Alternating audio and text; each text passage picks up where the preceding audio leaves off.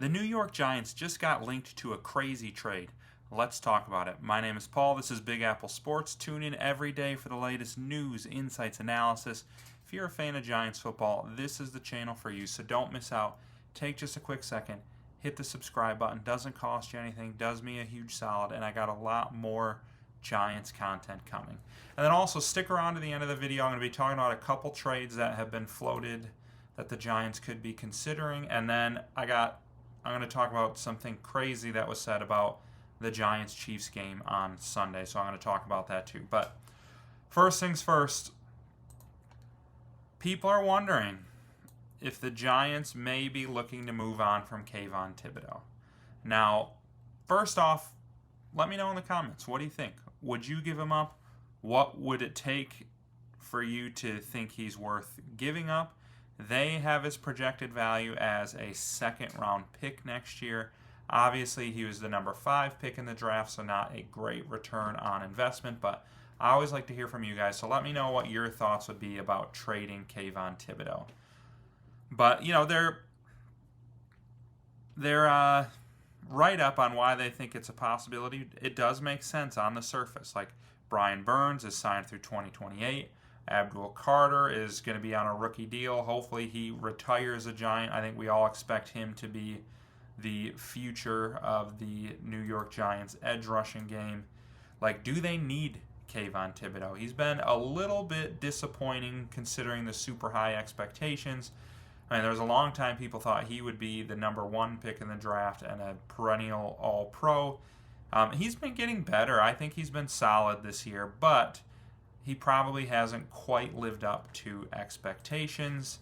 And then it's like, do you really need 3 of these? Like, do you need 3 edge rushers? You got 2, generally will go at once. Do you need 3? Obviously, it's really nice to be able to give your edge rushers a break, bring some guys in on just third down, but it's like, there's a lot of other holes on the team that need to be fixed. Is that, like, would it be worth moving on from Thibodeaux? For me personally, I think right now I would say no. I'm not ready to give up on the season. Like, I don't expect them to be a playoff team, but, like, they need to make some defensive adjustments. I hated their game plan against the Cowboys, but this is way too talented of a defense to just start blowing it up and selling players after 2 games. Like, if you're going to blow anything up, get the D coordinator out of here. Have not been super impressed with him. But one move, another guy they have on this list of people who could be traded, it's hard to imagine ever agreeing to a trade with the Cowboys, but I'm a big Michigan fan. I've mentioned a few times on this show. I loved Mazi Smith at Michigan. Obviously, I never really want anyone to turn out well for the Cowboys. He has been a complete bust for him, but the dude is still 6'3", 337 pounds. He's not going to live up to the expectations they had when they drafted him. But the Giants really need some help still defending the run. And the dude is a monster. They're saying he's probably worth about a 6th round pick. I think that would be a worthwhile investment for the Giants. Like, you know, there's probably not going to be a lot of Cowboys-Giants trades happening. I don't expect that to truly be a possibility, but he's been a healthy scratch ever since they brought in Kenny Clark. It's like he doesn't seem to be a part of their team anymore, and I do think he'd fit in well for the Giants. Another guy on this list is Neal. I don't even need to get into him.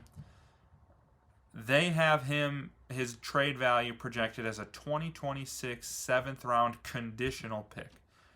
To me, that's a big no. Like, that's basically trading him for a bag of footballs, and honestly, you know, you could argue maybe a bag of footballs would be more valuable to this team than Neal would. I'm not going to get into a big debate with you about that, but I do remember John Runyon talking in the preseason about, like, it's hard to switch from right tackle to guard. Like, tackle and guard, yes, they're both offensive line, but it is difficult to make that switch. Not everybody is Marcus Bowe and can just naturally play any position on the O-line and look like a beast.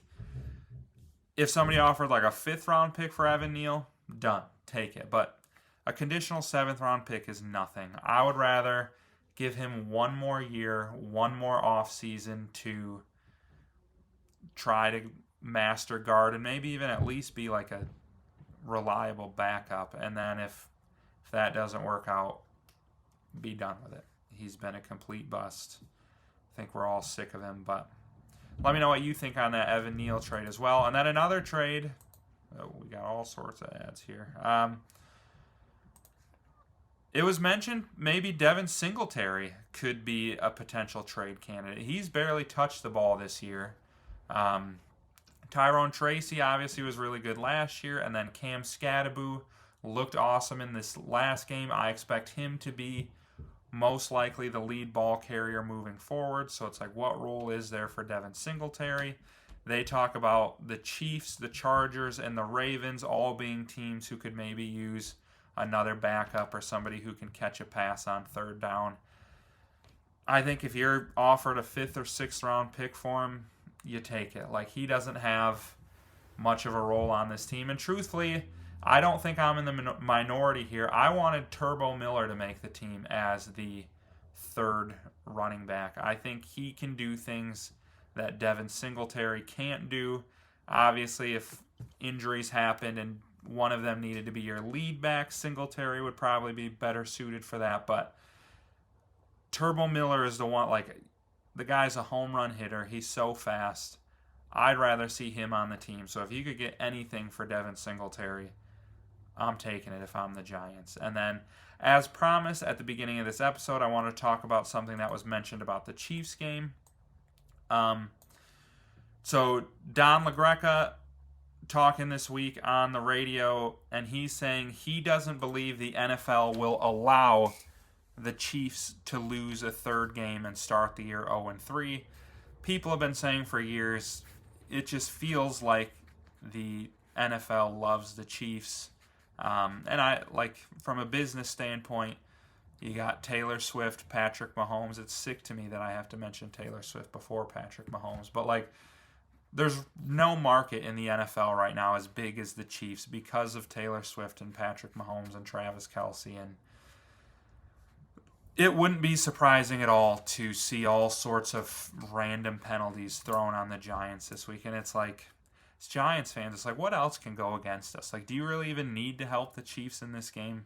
Like, we just gave up 40 points to the Cowboys. Like, show some mercy.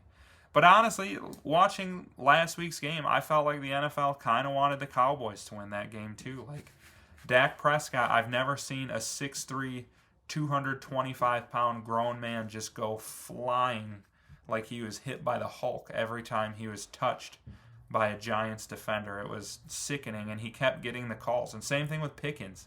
Like, he'd be going up for a ball, he'd get, your normal hand fighting, and all of a sudden he goes flying like he was smashed, and there comes a penalty flag. Like, was there like 15 on the Giants in that game? It was ridiculous. So Giants better be on their best behavior. The refs want the Chiefs to win this. They want the Chiefs to win every game, but Lord knows this game, prime time, they're not going to let the Chiefs go to 0-3.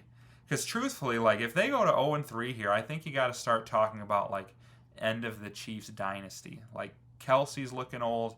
Mahomes really hasn't been as good this year. I know Rashee Rice is still coming back, so maybe it's a little early for that, but we'll see. Let me know in the comments, what do you think of all these trade ideas? Which one of these 3 guys would you be on board for trading? What value you think they're worth? Thoughts on the Giants-Chiefs games this weekend? I always like to hear from you guys, and I'll try to respond to as many of you as possible. And then don't forget, just like and subscribe on your way out, and I'll catch you with some more Giants content tomorrow.